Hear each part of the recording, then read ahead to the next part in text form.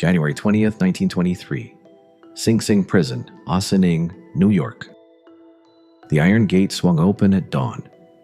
Owney Madden stepped into the cold morning air carrying nothing but a brown paper parcel and 8 years of patient calculation.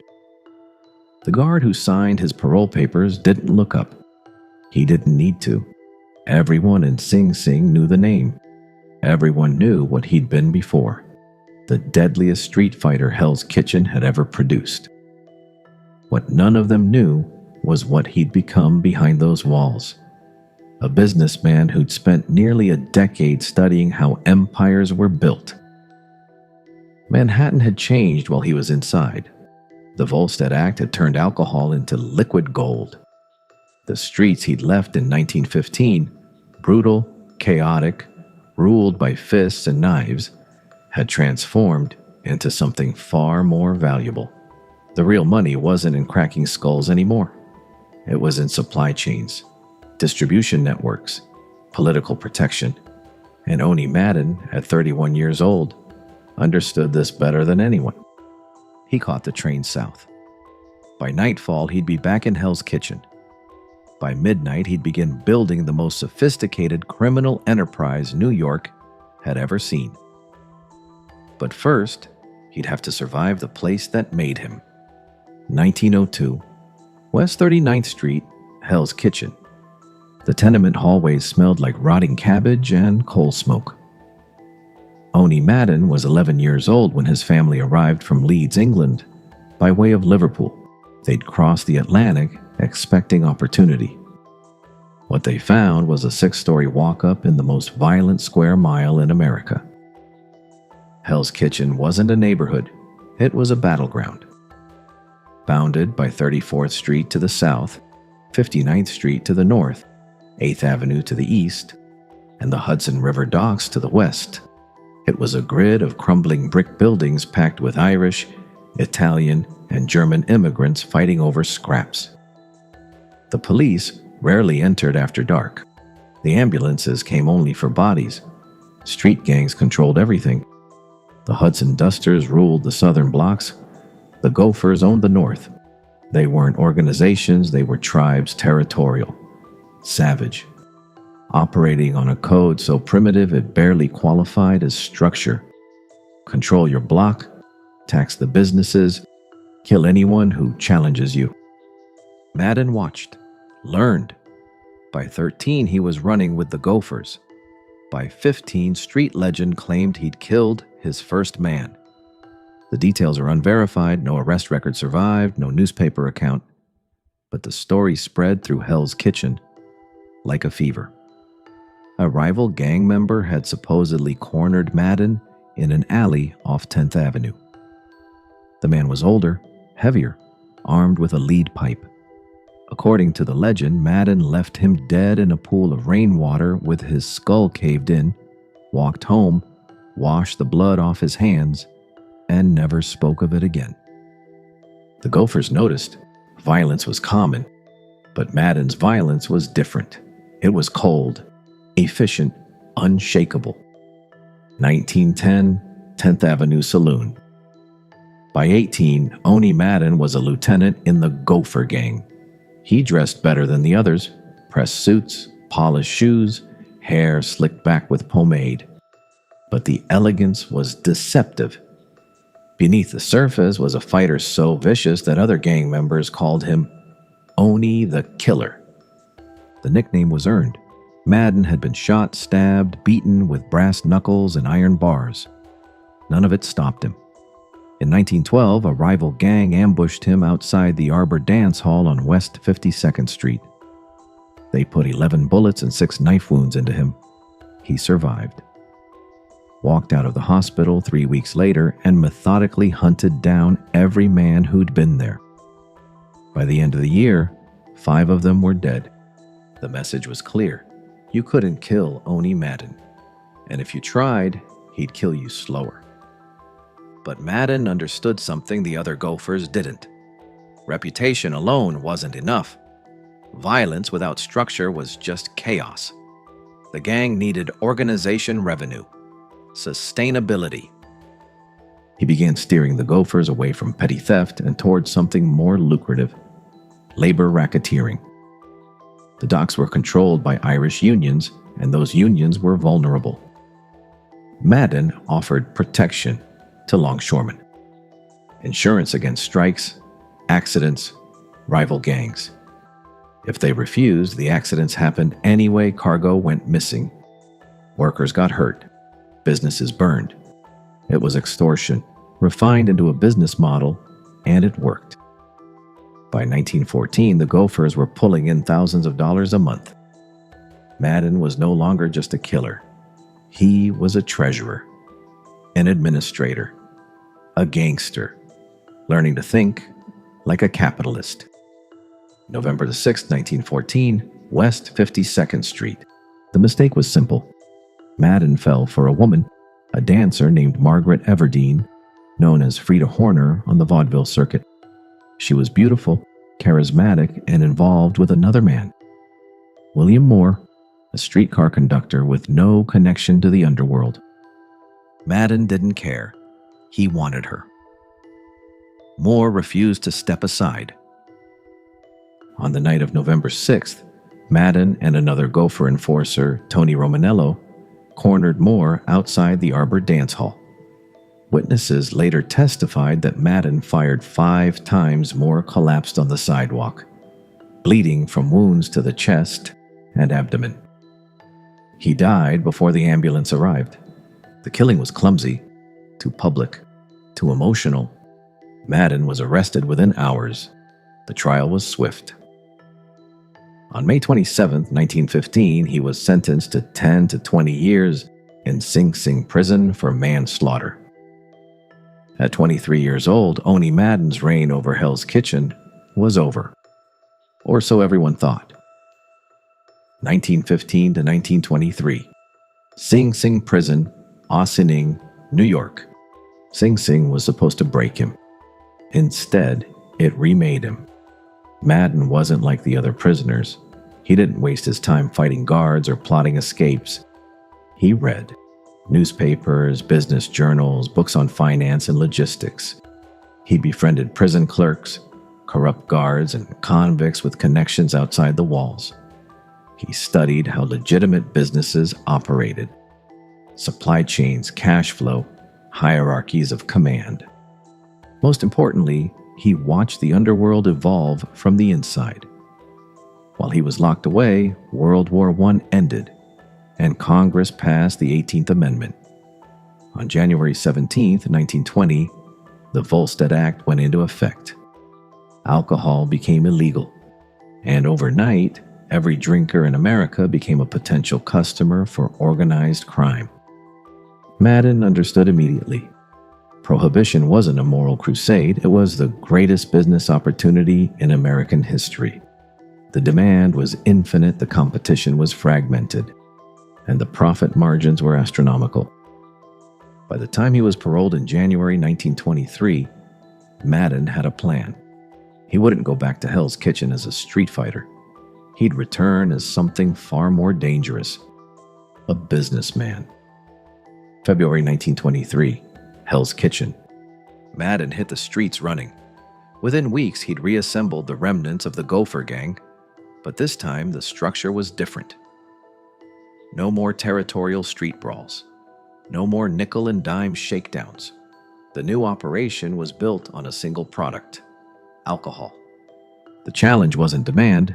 Every speakeasy, nightclub, restaurant, and hotel in Manhattan needed liquor. The challenge was supply. Canadian whiskey had to be smuggled across the border. Rum had to be shipped up from the Caribbean. Beer had to be brewed in hidden facilities and transported through a city crawling with federal agents. Madden didn't try to do it alone. He formed alliances, strategic partnerships, the kind of collaborations that the old Irish gangs, insular, distrustful, locked into ethnic tribalism, would never have considered. He reached out to Frank Costello, an Italian bootlegger with connections to Tammany Hall. He negotiated with Dutch Schultz, who ran beer operations in the Bronx. By the late 1920s, he'd partnered with Jewish syndicate figures including Meyer Lansky and Benjamin Bugsy Siegel, who controlled liquor imports through Long Island. This was revolutionary. The older generation of criminals, Sicilian mafiosi, Irish gang leaders, saw the underworld as a collection of ethnic fiefdoms. Madden saw it as a market. Ethnicity didn't matter. Loyalty didn't matter. What mattered was efficiency, profit, and mutual benefit. By the mid-1920s, Madden controlled the flow of alcohol into Midtown Manhattan. He didn't own every speakeasy. He didn't need to. He owned the supply, and whoever controlled the supply controlled everything. 1923 to 1929, the Bootlegging Syndicate. Madden's distribution network was a masterpiece of criminal logistics. Canadian whiskey came down from Montreal through a chain of trucks and rail cars, each leg of the journey managed by a different crew to minimize risk. If one shipment was intercepted, the others kept moving.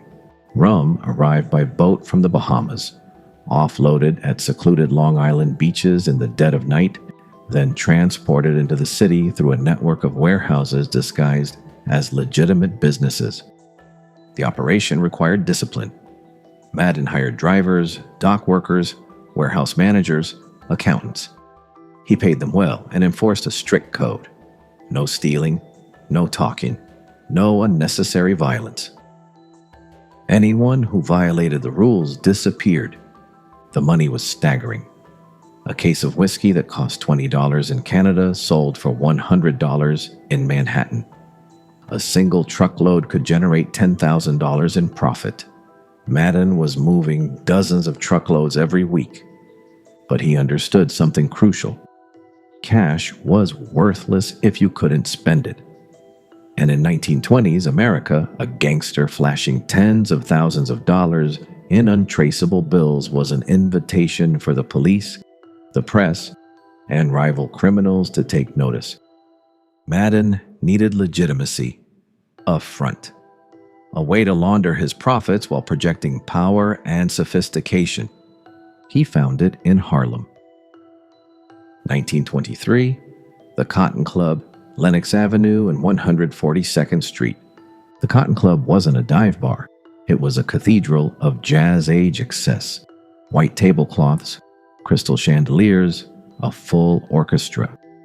The most famous black entertainers in America performing nightly for an exclusively white audience of celebrities, politicians, and high society elites. Madden bought the club in 1923, using a frontman named Dan Healy to keep his name off the paperwork.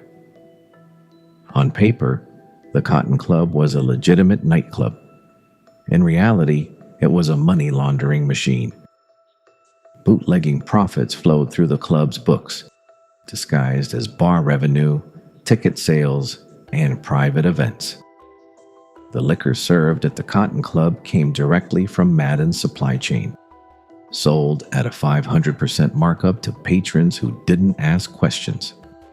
The club's reputation grew with each passing year. In 1927, Duke Ellington and his orchestra became the house band, transforming the Cotton Club into the epicenter of Harlem's cultural explosion. By 1931, Cab Calloway had joined the lineup, bringing his high-energy performances to packed houses night after night. But the Cotton Club was more than a front. It was a statement. Madden, the Irish street thug from Hell's Kitchen, had become the king of Broadway. He dined with movie stars. He shook hands with politicians. He controlled the most glamorous nightclub in New York City, and everyone knew it, even if his name never appeared on the liquor license. The dual identity was perfect. By day, Madden was a respectable businessman. By night, he was the most powerful bootlegger in Manhattan, and the line between the two was so blurred that even federal agents couldn't untangle it. 1925 to 1930. Boxing, gambling, and the political machine.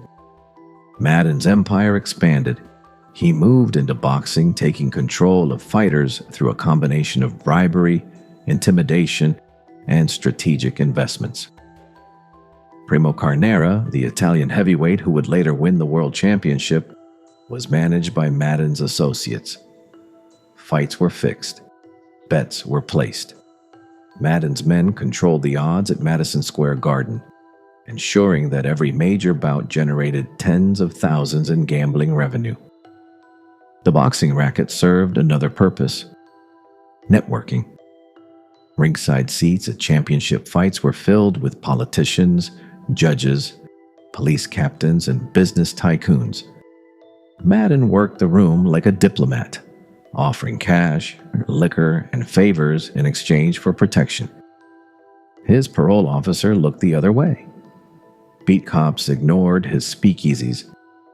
Prosecutors dropped charges. Madden had bought the system, one handshake at a time. And unlike the street fighters who'd come before him, Madden understood restraint. Violence was a tool, not a reflex.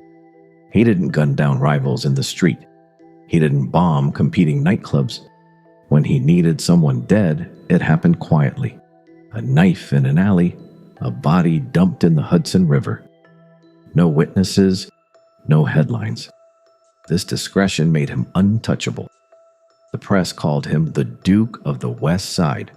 Law enforcement knew he was a criminal, but they couldn't prove it. And as long as the bodies didn't pile up, the public didn't care. By 1930, Owney Madden was the most powerful Irish-American gangster in history. He controlled liquor, nightlife, boxing, and gambling across Manhattan. He had political connections that reached into City Hall and the NYPD. He was making millions. But the underworld was shifting, and Madden, always calculating, saw the storm coming. 1930 to 1931, the Castellammarese War. While Madden ruled Broadway, the Italian underworld was tearing itself apart. The conflict was Old World tribalism at its ugliest. A war between two Sicilian factions for control of New York's Italian rackets. On one side was Joe the Boss Masseria, a crude, violent boss who demanded absolute loyalty and despised cooperation with non-Italians. On the other was Salvatore Maranzano, a Sicilian traditionalist who believed in rigid hierarchies and ethnic purity. Madden watched from a distance. He had alliances with younger Italian gangsters, Frank Costello, Charlie Lucky Luciano, Vito Genovese, who were frustrated with the old guard's incompetence. But Madden stayed out of the war. It wasn't his fight. And more importantly, it was bad for business. The Castellammarese War was a bloodbath. Between 1930 and 1931, more than 60 men were killed in ambushes, drive-by shootings, and restaurant hits. The violence attracted federal attention. Newspapers screamed about gangland slayings. Prohibition enforcement intensified. Every public killing was a liability for the entire underworld. Madden understood what Masseria and Maranzano didn't. Chaos was unprofitable. April 15th, 1931. Nuova Villa Tamaro Restaurant, Coney Island. Joe Masseria sat down for lunch at a quiet Italian restaurant in Coney Island. He was with Charlie Luciano, one of his top lieutenants. They ate, they talked. Then Luciano excused himself to use the bathroom. 4 gunmen walked in. Masseria didn't have time to stand. They shot him 5 times. Head, chest, back. He collapsed across the table, dead before the plate stopped rattling. Luciano returned from the bathroom, looked at the body, and walked out. He'd set the whole thing up. 5 months later, on September 10th, 1931, Salvatore Maranzano was murdered in his office on Park Avenue, stabbed and shot by men posing as federal agents. The old guard was gone, and in their place, a new structure emerged. The Commission. September 1931, the birth of the Commission. Lucky Luciano didn't want to be a boss in the old sense. He wanted to be a chairman, an executive. The commission, modeled after corporate boards, brought together the heads of New York's 5 Italian crime families along with representatives from other cities: Chicago, Philadelphia, Detroit, New Orleans. The rules were simple. No family could kill a boss without commission approval. Disputes would be settled through negotiation, not war. Cooperation replaced competition. The American Mafia had become a national syndicate. Madden saw it immediately. The commission wasn't just a peace treaty, it was a consolidation of power. And it was exclusively Italian. Costello had a seat. Luciano had a seat. Genovese, Profaci, Bonanno, all Italian. There was no chair for Owney Madden, not because he wasn't powerful, but because he wasn't Italian. And Madden, always the pragmatist, understood what that meant. He could fight and lose everything, or he could step aside and survive. 1932 to 1935, the strategic retreat. Madden began liquidating his New York operations. He sold his stake in the Cotton Club. He handed over bootlegging routes to Costello and Luciano. He quietly transferred boxing contracts, gambling operations, and nightclub interests to commission-approved associates. To the outside world, it looked like retirement. In reality, it was self-preservation. In 1932, Madden was arrested for a parole violation, a technicality, a warning. He served a year at Sing Sing, then walked out and made a decision. He was leaving New York for good. 1935, Hot Springs, Arkansas. Hot Springs wasn't a retreat, it was a kingdom without a king. Nestled in the Ouachita Mountains, Hot Springs was a resort town built on illegal gambling and political corruption. The bathhouses attracted tourists, the casinos attracted criminals, and most importantly, the local government, bought and paid for, had no interest in enforcing federal law or cooperating with authorities from other states. Hot Springs operated under its own rules, a corrupt political machine that protected anyone who paid the right people. Madden arrived quietly. He bought into the Southern Club, the town's premier casino. He invested in the Belvedere Country Club. He married a local postmaster's daughter, Agnes Demby, cementing his ties to the community. Within 2 years, Owney Madden controlled Hot Springs the same way he'd controlled Hell's Kitchen and Broadway, through cash, influence, and calculated violence. He didn't run for office. He didn't need to. He owned the men who did. The casinos operated openly. Slot machines lined the hallways of the Arlington Hotel. Roulette tables spun at the Ohio Club. High-stakes poker games ran in the back rooms where politicians, judges, and gangsters sat side by side. Madden's name was on none of it. But everyone knew who was in charge. 1935 to 1964, the Hot Springs Godfather. For nearly 30 years, Madden lived in Hot Springs as a respected citizen. He attended church, he donated to local charities, he played golf at the country club. The FBI watched him. They knew what he was, but they couldn't prove it.